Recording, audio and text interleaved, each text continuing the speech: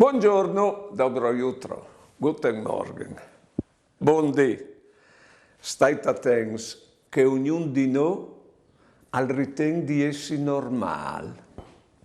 Però, chi ha l'ha di donne, ognuno di noi ha ben scoperto anormale.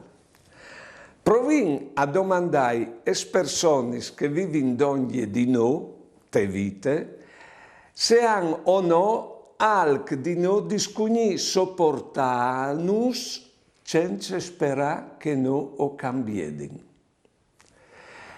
Allora, dove ho vinto una rastia, le inutili, ma il biela è che noi scoviergin prin la rastia di chiatris.